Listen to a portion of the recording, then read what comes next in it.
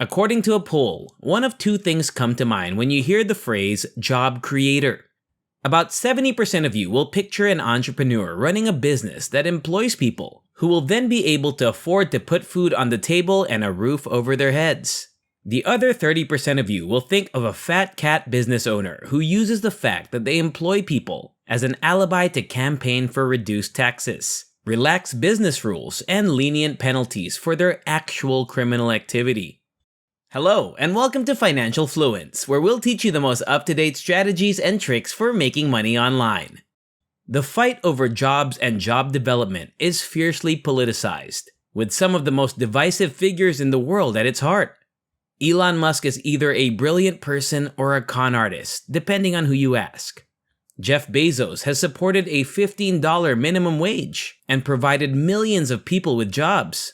However, he has also permitted the existence of systems that force the same employees to urinate in bottles in order to meet hourly targets. Both political parties have developed misconceptions about what it takes to create jobs, and both of them are somewhat false. The majority of Americans who depend on a wage to support themselves and their families do, in fact, find employment and financial stability through the enterprises that wealthy company owners own and operate. On the other hand, they only act in that manner because they really must. If given the chance, they would rather be job killers. However, a number of obstacles currently prevent it from happening. The question of whether we actually want more jobs is another element of this debate that most people overlook. You might recognize that encouraging work for the sake of work is a bad idea. The SBA estimated that as of July 2021, there were 31.7 million registered small enterprises in America, allowing us to assess the value that job creators actually add to society. Of those 31.7 million, 25.7 million, or more than 80%, were unemployed in any way. Since small firms make up 99.9% of all enterprises in the United States, it is clear that most companies find it challenging to create new jobs. The direct expense of hiring someone is, of course, the first challenge. A full-time employee who just receives the minimum wage will nevertheless cost the firm between $15,000 and $30,000 annually, depending on the state in which they do business. The paperwork involved in lawfully hiring someone is the second barrier. The majority of business owners would need the help of an accountant to ensure that pay, taxes, and insurance are all paid correctly for the benefit of the company and the employee. This results in a great many hassles and costs. The employees themselves are the third challenge. A small business could spend a lot of money on training a new employee just to have them leave once they have proven to be worthwhile. These three reasons are why small business owners simply choose to do the work themselves.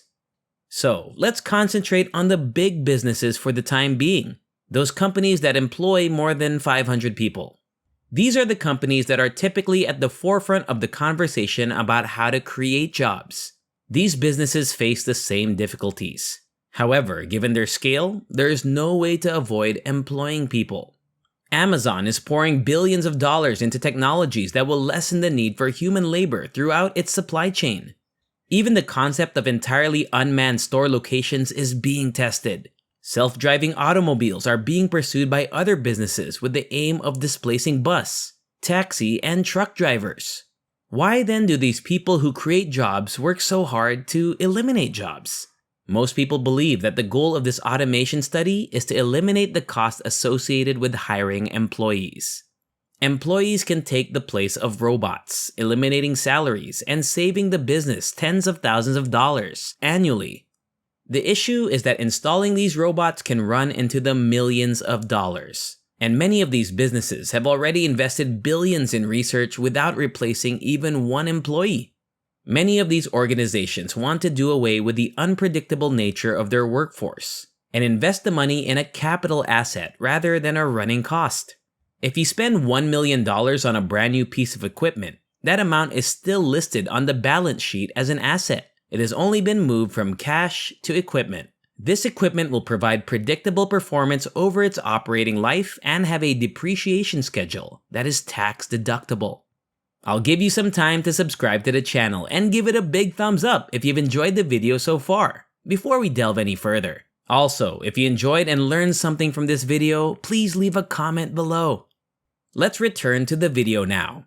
If you spend $1 million on salaries, this is all considered a cost, which means that the value is leaving the company and going to the employees.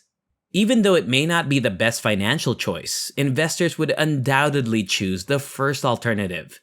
Okay, so perhaps the omnipotent job creators are unintentional heroes. But shouldn't that not really matter? Whether they like it or not, these folks have created businesses that have thousands of employees. But does that mean it's always a good thing? Someone will need to be paid to clean up my mess if I go into a store. Hence, a job is established.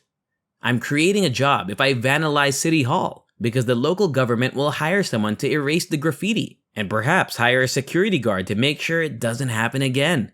The key contrast here is that these professions are not being created to contribute to value creation, but rather to mend or otherwise prevent value from being destroyed. This is known as the broken window fallacy in economics. This kind of work is what duct tape is, according to anthropologist and author of the book Bullshit Jobs, David Graeber.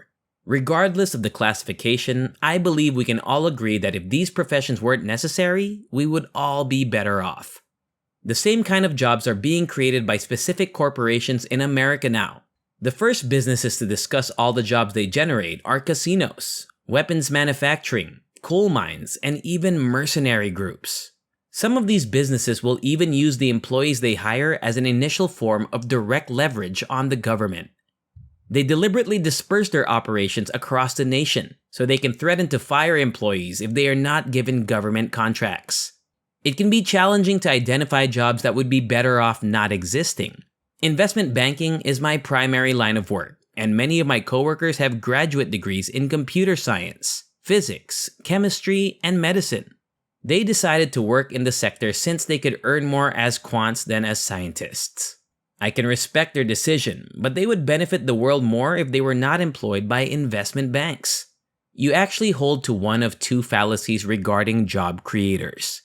Either you accept the illusion that they are heroes providing jobs for millions of their fellow Americans, or you accept the idea that they are wealthy individuals making money off the labor of abused individuals, whom they then use as examples of the good they are doing. The truth is that those who we typically associate with creating jobs actually develop systems rather than jobs. A framework for a practical online commerce platform and a site hosting service was developed by Jeff Bezos.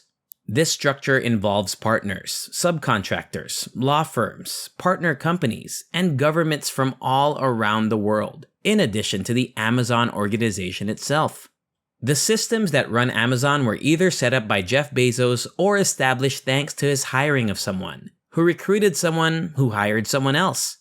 Jeff is no longer the CEO, but while he was, he collaborated with his COO, who hired and oversaw regional directors, who managed sales reps, who sold server hosting to companies. This strategy resulted in the hiring of additional layers of staff as a byproduct, and a different company launched its website without having to spend money on server infrastructure. Jeff would undoubtedly design a system in which profit could be made without these other two negative impacts, because these other two results are just cost centers in a businessman's eyes. The wealthiest business people in the world build systems, not jobs. Some of the systems require a significant amount of labor, while others only need a few. Some of these systems perform amazing feats and significantly enhance our daily lives. Some of these systems just serve their own interests. Some of these systems work well and employ a few people, whereas others work well but harm society as a whole while employing millions of people. Therefore, keep in mind that if given a second chance, a CEO or lobbyist will fire every single one of their salaried employees before speaking to Congress about the employment that their company provides. The only issue is they haven't yet worked out how. Thank you all so much for watching. If you liked or found value in the video, do give us a thumbs up. If you're new to the channel, consider subscribing for more content like this. With that said, have a great day you guys, and I'll see you in our next video.